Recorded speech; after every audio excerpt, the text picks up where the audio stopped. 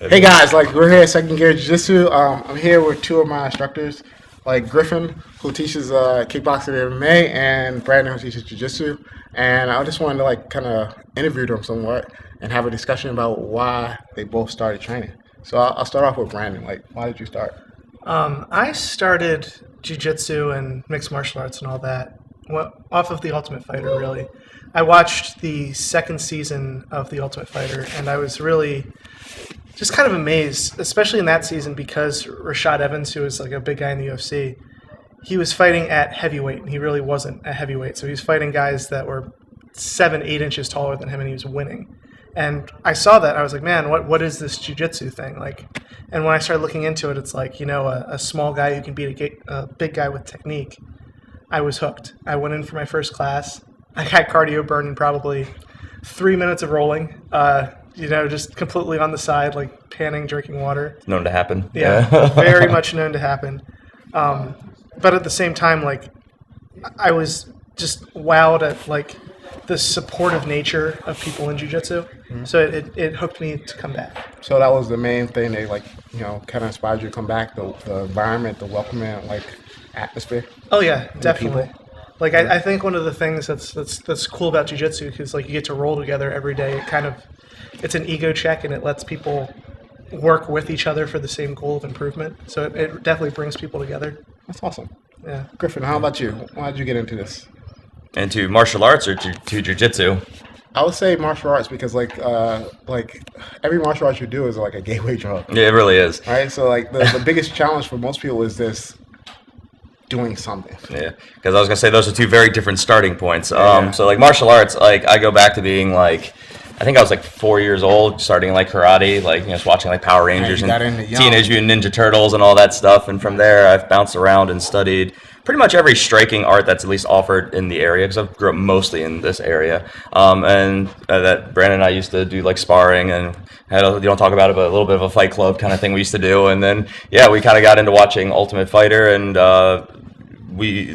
Brandon discovered our first gym that we started going to, and same thing as his experience. Went in, and like I went in, and I feel like this is most people's experience, especially when a gym offers like MMA, because that's what people see on TV, and they're like, yes, I want to do that. They go in, and most people are geared more towards the striking. Like I would say, probably 75-80% of people, that's like what they go in for. And I was one of those people who went in to start learning more Muay Thai, because I'd done kickboxing but not traditional Muay Thai, and fell in love with jiu-jitsu, and have really been that being my main focal point as far as like free time training goes ever since. And it's same kind of atmosphere. Like I like, because we're not the tallest guys. I'm not your height. I'm not huge. Never have been like a big guy. But being able to use technique. I mean, size and strength, of course, always helps. But technique to win against all different types of body types, athleticism, styles, and it's just a really cool thing. Yeah, the atmosphere is always anywhere I've ever trained, and I've jumped around a lot of schools and traveled and worked with a lot of people. But just the community for jiu-jitsu is just very inspiring and uplifting, and really just a positive experience. So it all helps. Yeah, awesome. And it's just a different kind of conditioning, like we were saying. So, yeah. So, man, you say you started off, what did you start off with? Like, what was the specific martial art you started off with? For me, it was karate. Karate? Yeah. And then you went to kickboxing? From there, I went to taekwondo, and I did some kickboxing, and then sporadically throughout there, kind of because I moved around a lot, I did some kuk sil wan, some wushu kung fu, I've done some Tai Chi, but mostly it's meditative, capoeira. You've done everything. Yeah. Awesome. Yeah, lots of fun stuff. Yeah. A lot of that's not necessarily, at least at the time, full-time offered in the area, but I would jump into master classes when I could find them, and just go from there. So it's a lot of fun. By the time you got to like, you know, MMA, Jiu-Jitsu, you already had like a lot of diverse experience to striking. I had a ton of striking experience. I had wrestling experience, and I dabbled a little bit in some judo stuff, but I was like really deep dove into that when I got into jiu-jitsu. All right, so one thing I think was interesting, you said that a lot of people see like the UFC on TV and stuff like that, and they see an MMA class and then they're like, oh man, I see that on TV. I wanna do this stuff. I could do that. Right, so they come in like and I would say of those people, like what would be the biggest challenge for them to stick around and like make that transition from like, oh, this is cool to, oh man, it's going to take some work to get good. The biggest thing that I can, and I'm sure you'll probably agree with this, tell to like anybody coming to any school anywhere, especially something like jiu-jitsu, where most schools you're live training or grappling day one, because you're not sparring day one. Yeah. But you can very realistically, most places grapple day one. It's like you have to leave the ego at the door, and you have to be humble and know that you're going to get your butt whooped a lot. Not like you're not going to get physically hurt, but you're going to lose a lot of matches, and over time it's going to happen less and less, and that's when you're getting better and better. So it's really just leaving the ego at the door. Yeah, I think that's a big thing. Yeah. I feel like I was having a conversation with someone, like probably yesterday, about Miss Cheetah. Yeah, I think it was you. Yeah. Because you were saying that Machida was one of your favorites in another generation of UFC fighters. I love right? Lyoto Machida. Yeah. And at some point, we were talking about the fact he was a karate black belt Yeah. and a BJJ black belt, and he was able to force everybody to play like to his strengths to some degree. And I bring him up just because like he was on my mind, but I really wanted to bring up Damian Maia. So like, I guess it's because it's kind of a similar situation in that. And what I wanted to talk about is how when you have a mastery in a martial art, how hard it is to develop mastery in a separate martial art that is not similar to the first one. So like, for example, going from karate, because like Machida grew up with karate, like his family with karate, guys, and then going into jiu-jitsu, I feel like that was a hard transition. And then for Damian Maia, like doing jiu-jitsu at a high level and then learning how to do boxing and striking, I think that's a hard transition. So like one thing I notice when some people come in is like they have other martial art experience.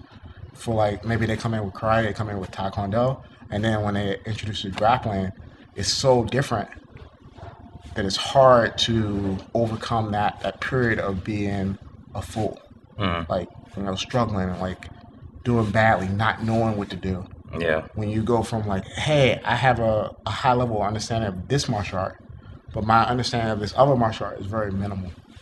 So like, how do you feel about that? Because you have some experience with it as far as like coming in for striking and then going to grappling.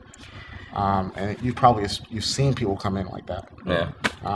Talk about that. It's definitely it's definitely an ego check, and it's universal, I think, with any martial art, because when you go from like one striking art to another, the stance is different, the delivery is different, the techniques are different, so you got to kind of unlearn habits and tendencies because they might work against you in what you're learning, and they want things done a certain way. With grappling, it's very different from striking because it's no striking, but yeah, definitely like you're saying, like that whole like going from being like this like high level practitioner, like the big ego, like what you're doing, you can teach it, train it, whatever, to being like a complete like beginner, like that's a really hard adjustment for probably a lot of people. But I mean, it's one of the, and it's probably a hurdle, honestly, but for the most part, like for me coming in, like I accepted the fact that I'm like, well, this isn't striking. It's completely different cardio, like we've been talking about. It's a completely different way of doing things. It's what we like to call it involuntary yoga, and have to maybe make that ego adjustment over the first couple of months. But I mean, as long as you're willing to learn and you can be humble, like it's generally, like I've seen a lot of people do it. I've done it. It's not a hard adjustment to make as long as you're willing to accept that that's going to be the reality of it, because it's nothing like what you've done before. So. Yeah. Ryan, do you have anything to add? I think one of the big things, like especially in the generation that we're in now, is YouTube kind of has changed our mentality. This is a good point. And when I say that, like, and I'll be the first person to say, I used to do this all the time. I'd go home, I'd watch 1,000 YouTube videos, and I'd have them like memorized in my mind and be like, oh yeah, I can do that, no problem. But the big thing about like being in a martial arts room that's different than just watching YouTube is the physical experience of doing it. Yeah. Which changes everything. Like how Mike Tyson used to say, like everyone's got a plan until they get punched in the face. That's a good quote. That's like, a great quote. so like so true. It's the same thing. Like if you've got cardio burn or whatever, it's like your mind's not as clear as it was. So whatever martial art you're doing, unless it's just that ingrained in you, it kind of disappears the more tired you get. So like wrestlers, I've worked with a lot of wrestlers over the years, and a lot of very good wrestlers too. Mm-hmm. And they would run around me. That's fine. They get used to that. And because I'm laying on my back, and in wrestling, that's the pin. They just kind of they stop like I won, but in jiu-jitsu you didn't win. You haven't tapped me or anything like that yet. I'm comfortable here. Thank you. Even though it's a close sport, it's not the same thing. So even to that level, like there's always a learning curve. Yeah. And I think a lot of it, like when we talk about this idea of checking the ego, if you always consider yourself a student, and of course I'm not a black belt yet or anything, but like even at that level, if you consider yourself learning and a student, that's how you're going to continue in your growth process wherever you are in martial arts. Keep learning, keep innovating. 1 or 20 years down the line. Yeah. I can talk about that. Like I've been a black belt for 6 years. I just got the second stripe on my belt. Yeah, congratulations. And like just last night, I was in a wrestling class and I learned a single leg finish. Applied it today. I was able to finish it off of it. And it's like, it's shocking how much knowledge is still out there to learn at whatever level you're at. So like, I know that there's massive gaps in my knowledge across the board. Even though I know that there are significant areas where I have a vast, domain of knowledge.